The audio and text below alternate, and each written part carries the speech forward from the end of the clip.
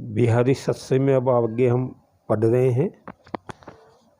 जो दोहा है महत्वपूर्ण है परीक्षा की दृष्टि से, और उसमें ये बताया है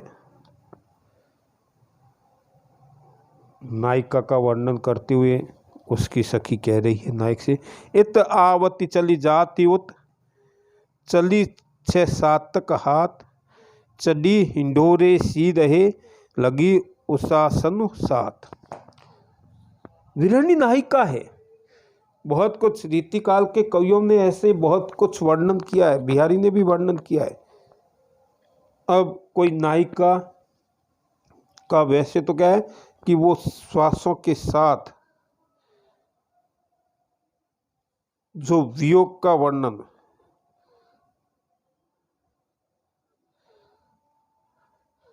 जितना बिहारी ने संयोग श्रृंगार का वर्णन किया, वियोग में भी बिहारी उतने ही निपुण है।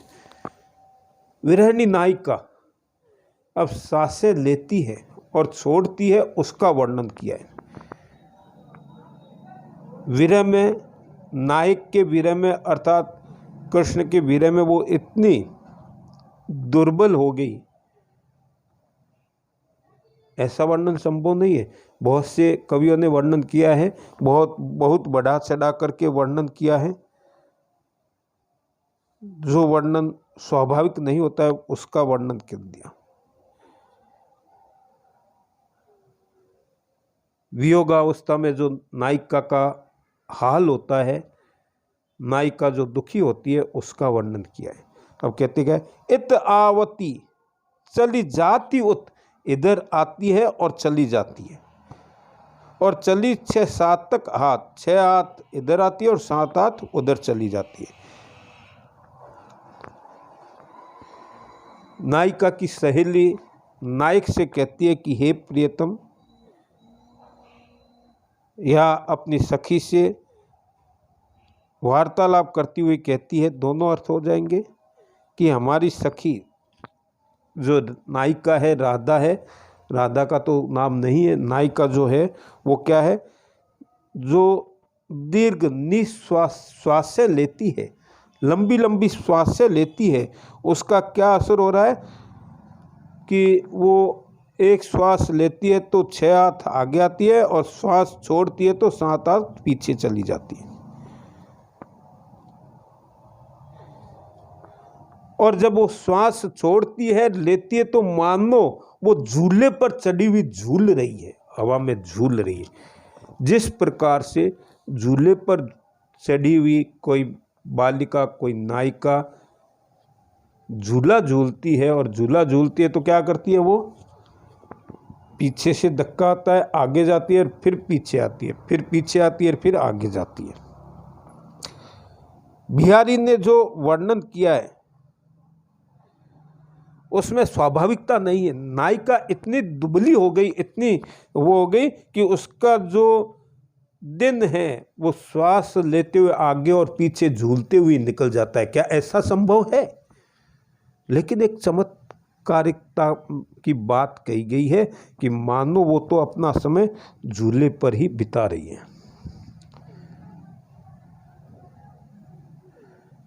वो मानो इंडोले पर, झूले पर चढ़ी हुई अपना समय व्यतीत कर रही है। आगे पीछे विरह अवस्था में, जो विरह अवस्था में क्या होती है, लंबी लंबी सांसें लेती है। और विरह अवस्था में बिहारी ने एक जगह ये भी वर्णन किया है, आडे दे आले बसंत जाड़े हो की रात्रि। एक सखियां नायिका से मिलने जा रही है, सर्दी की रात्रि है, बीच में आडे दे आले बसंत, आडे मतलब बीच में गीले वस्त्र देख करके मिलने जा रही है। क्यों गीले वस्त्र देख करके मिलने जा रही है?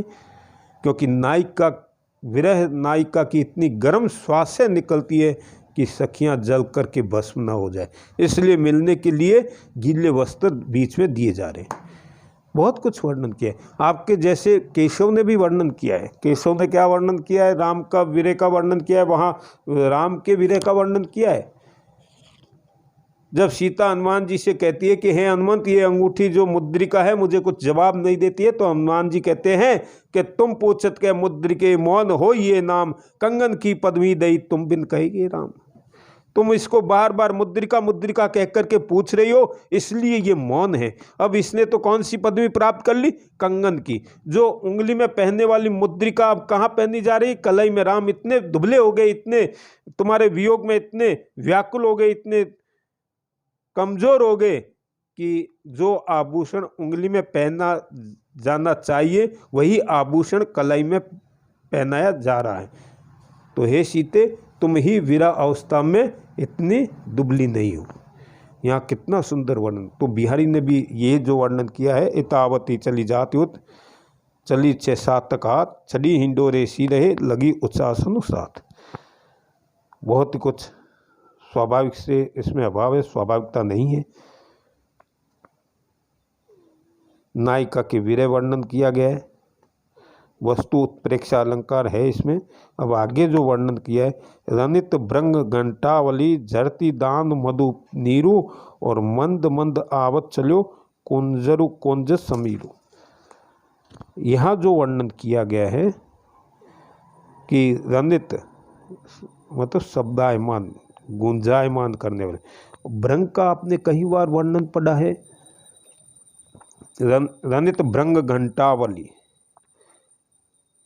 बसंत ऋतु के सुखद जो वायु बहती है, बसंत ऋतु आता है। बसंत ऋतु को ऋतुराज भी कहते हैं। ऋतुराज है बसंत ऋतु। अब कुंजों की ओर जाते हुए अब हवा को, अब हम ये कह सकते हैं, आप अगली कक्षा में जब आप फाइनल में आएंगे प्रकृति का वर्णन पढ़ेंगे, छायावाद पढ़ेंगे, ऐसा ही वर्णन किया गया। छायावाद का तो हमारे यहाँ वेदों से चला आ रहा है।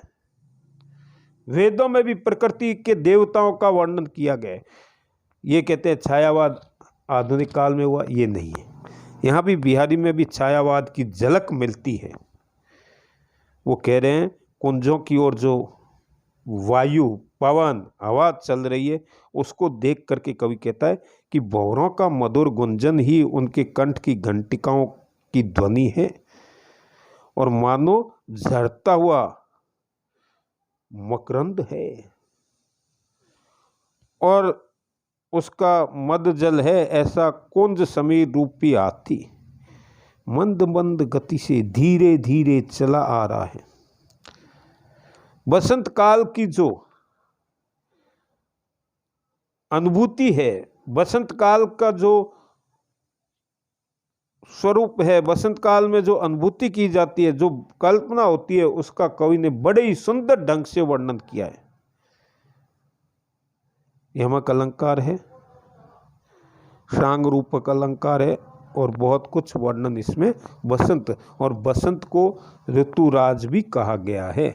सब ऋतुओं का राजा अगर कोई है तो बसंत है। अब आगे जो वर्णन किया है बहुत ही इसका आया है, महत्वपूर्ण है ये भी आपके। कहलाने एकत बसत अहि मयूर मर्ग बाग जगत तपोवन सो कियो दीर्घ दाग निदाग। कहलाने एकत बसत।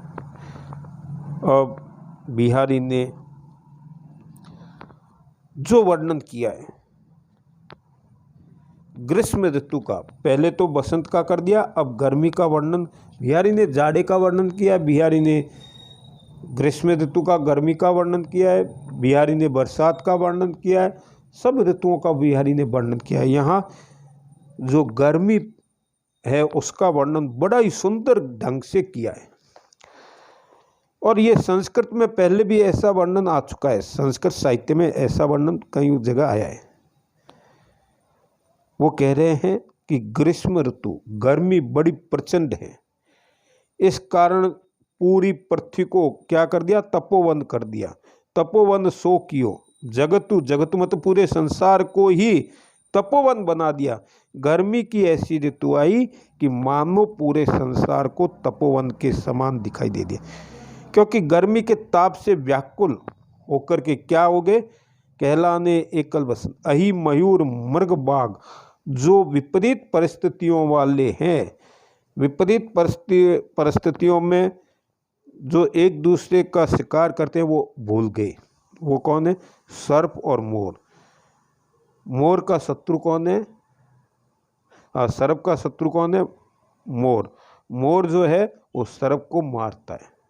और मृग और बाघ, हिरण और बाघ एक जगह आ गए, परस्पर शत्रुता को छोड़ करके एक ही जगह बैठ गए। क्यों बैठ गए? क्योंकि गर्मी इतनी पड़ रही है।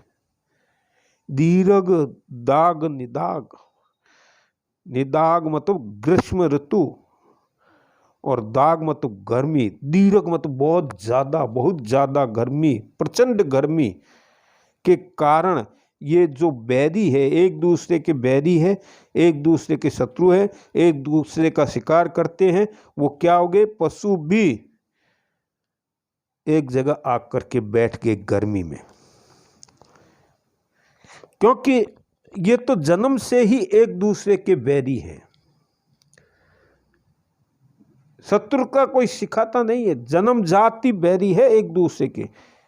अगर शेर है, बाघ है, तो वो हिरण का शिकार करेगा। मोर है तो वो सर्प का शिकार करेगा, सर्प को मारेगा, और एक दूसरे के बैरी है।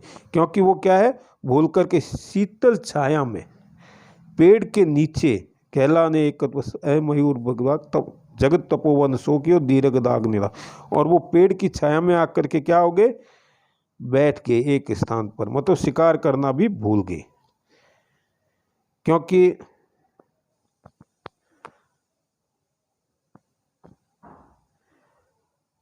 अब ये जो वर्णन किया गया है यमक अलंकार और अतिशयोक्ति अलंकार, अब यहाँ जो है देखो, छाया का वर्णन किया है, छायावाद में भी किया है। छायावादी कवि ने एक जगह किया है, कौन कौन तुम दमयंती सी हो तरु के नीचे सोई, हाय तुम्हें भी छोड़ गया नलसा निष्ठुर है कोई। यहाँ बात तो क्या कही गई है? कौन कौन तुम दमयंती सी हो तरु के नीचे सोई, हाय तुम्हें भी छोड़ गया नलसा निष्ठुर है कोई। अब सामान्य हम इसका अर्थ करते हैं तो कोई नायिका का वर्णन, महिला का वर्णन, स्त्री का वर्णन है कि वो पेड़ के नीचे बैठी है और इंतजार कर रही है। किसका? उसको छोड़ करके चले गए नल राजा दमयंती को पेड़ के नीचे छोड़ करके चला गया, उसका वर्णन। तुलनात्मक आप लिखेंगे ये, देखो तुलना करो दोनों की, एक ही है। यहाँ क्या कहा है? छाया कहाँ मिलती है? पेड़ के नीचे। कौन कौन तुम दमयंती सी हो तरु के नीचे सोई, हाय तुम्हें भी छोड़ गया नल सा निष्ठुर है कोई। कोई नल सा निष्ठुर राजा तुम्हें छोड़ के गए। अब जेठ की दोपहर को देख करके ये भी कहा है, जेठ की दोपहरी को देख करके छाया भी छाया की चाहना करती है। बिहारी ने एक जगह ये भी किया, देख जेठ की दोपहरी छाहा चाहती छा। जेठ की दोपहर को देख करके छाया भी छाया की इच्छा करने लग जाती है, अर्थात छाया कहीं नहीं मिलती। यही वर्णन यहाँ किया गया। अब तपोवन, तपोवन शब्द क्यों लाए? तपोवन में क्या होता है, किस प्रकार से इसका वर्णन किया गया? तपोवन का मतलब है कि तपोवन होते हैं ऋषि मुनियों के आश्रम में शेर, बाघ, गायें, सर्प, मोर ये एक ही स्थान पर रहते हैं, वहाँ बैर नहीं होता। तो मानो वो तपोवन के समान हो गया ऋषि के आश्रम के। ऋषि के आश्रम के पास हम जाएंगे तो सब कुछ हमें शांत ही मिलेगा, वहाँ कोई बैर भाव आदि नहीं मिलेंगे। यही बात यहाँ कही गई है। तपोवन का वर्णन, तपोवन का अर्थ वही है कि जिस प्रकार से ऋषियों के आश्रम में सभी पशु पक्षी एक साथ अपने हिंसात्मक स्वभाव को छोड़ करके रहते हैं, उसी प्रकार ग्रीष्म ऋतु में भी गर्मी पड़ रही है, किसी को इच्छा ही नहीं हो रही है। आप देख सकते हैं बहुत ज़्यादा गर्मी होती है तो कुछ खाने की भी इच्छा नहीं होती है, मनुष्यों की भी नहीं होती है तो पशु पक्षियों की कहाँ से होगी। यही बात कही गई है कि गर्मी का वर्णन करते हुए बिहारी की यही तो विशेषता रही है बिहारी सत्संग की, कि वो छोटे से दोवे में बहुत बड़ी बातें कह गई, बहुत बड़ी बात कह गई वो।